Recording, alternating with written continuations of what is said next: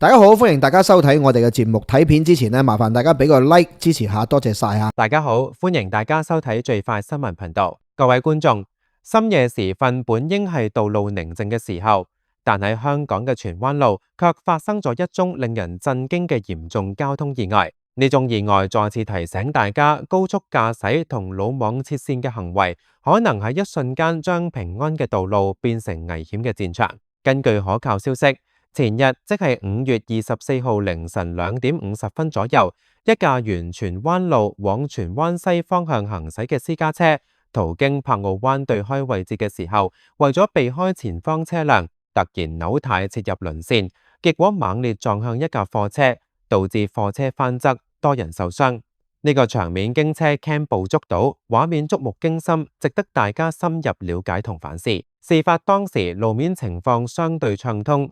但一架貨車同的士正喺左線行駛，的士打右燈準備緩慢切線，就喺呢個關鍵時刻，一架深色私家車同緊隨其後嘅銀色平治私家車由右線高速超前，前面嘅深色私家車見到前方有阻礙，即刻切去左線，越過貨車繼續前行。後面嘅平治私家車尾燈狂閃，亦都被逼急切左線，卻因為速度過快同控制唔穩，高速陷向貨車車尾，碰撞一刻灰塵四起，衝擊力之大，令貨車向右翻側，平治車頭嚴重壓扁，擋風玻璃碎裂，零件散落一地。事後有途經車輛停低，有人企喺中線揮燈示意後方注意，避免二次意外發生。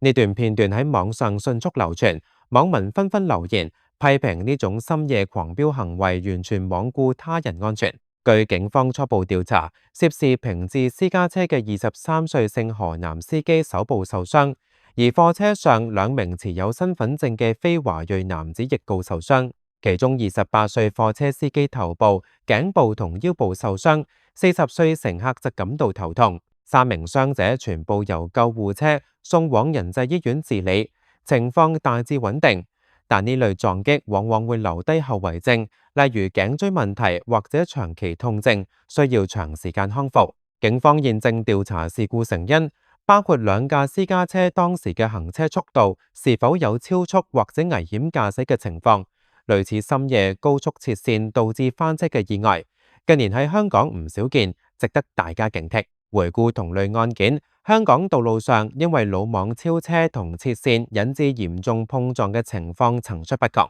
例如今年4月喺荃灣路近葵順工業中心，一架客貨車同私家車相撞，導致大塞車，車龍一度延至青朗公路，影響成千上萬上間族。另一宗喺葵涌道吊臂車同私家車相撞，私家車車頂被削爛如廢鐵，司機同乘客嚴重受傷，其中1人情況危殆。呢啲意外往往發生喺繁忙路段或者凌晨時分，司機以為道路空曠就放膽加速，結果一失足成千古恨。舊事重提，就係2018年大埔公路雙層巴士翻側事故，造成19死67傷，至今仍然係香港道路安全嘅警鐘。雖然成因唔同，但共同點都係速度控制不當同判斷失誤。從心理角度分析，呢一類魯莽駕駛行為背後往往有深層原因。心理學家指出，部分司機喺生活壓力大、睡眠不足或者趕時間嘅情況下，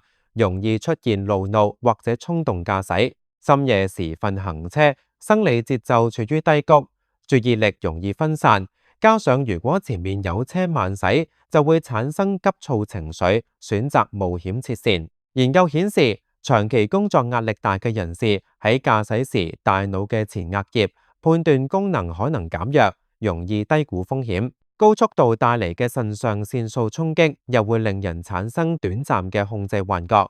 以為自己可以完全掌控車輛。呢種心理狀態好危險，尤其喺城市道路，車流複雜，稍有不慎就會釀成大禍。專家建議，司機出門前應該確保充足休息，避免情緒波動。如果感到煩躁，最好停低休息片刻，深呼吸，調節心情。最快新聞頻道一直關注香港道路安全問題。根據運輸署數據，危險駕駛同唔小心駕駛每年都涉及大量案件。司機如果唔理會交通情況，喺急彎或者燈號路口超速、切雙白線爬頭，都可能被控危險駕駛，嚴重者更加會面臨停牌、罰款甚至監禁。呢宗荃灣路意外中，平治私家車同另一架私家車嘅高速追逐行為，表面睇似只係避車，但實際上反映出對道路禮讓同安全距離嘅忽視。假如當時兩架私家車保持合理車速同距離，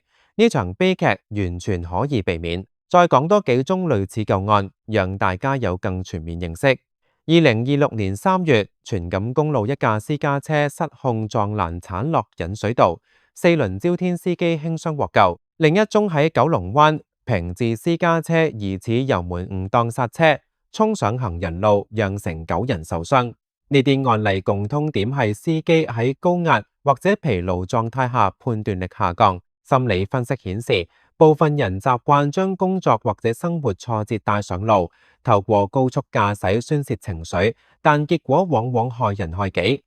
家屬同傷者事後嘅痛苦係金錢都彌補唔到㗎。各位觀眾，道路安全係大家共同責任，無論係私家車、貨車定的士司機，都應該遵守交通規則，保持警惕。尤其深夜或者清晨時分，視野較差，疲勞駕駛風險更高。家長同僱主亦都可以提醒年輕司機切勿貪快或者跟車太貼。政府同運輸署近年加強宣傳同執法，但最終改變仲要靠每一位道路使用者嘅自覺。希望透過呢宗意外，大家可以反思自己駕駛習慣，共同營造更安全嘅行車環境。呢段期間，荃灣路交通一度受阻，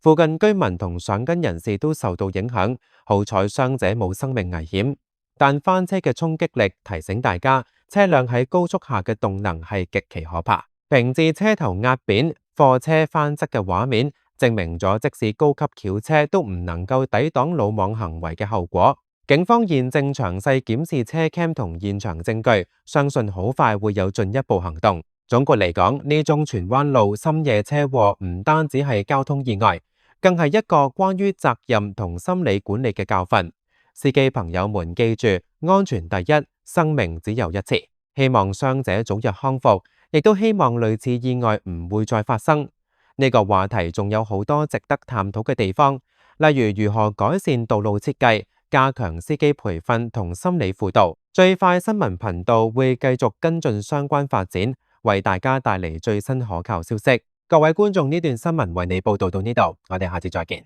嗱，最後咧要提一提大家啦，見到片尾咧有幾格嘅畫面啦，呢啲咧都係屬於我哋其他嘅影片，有其他唔同嘅題材，咁啊大家不妨可以 click 入去睇下啦，多啲選擇或者 share 俾唔同嘅朋友。多謝你哋嘅支持，係咁先，拜拜。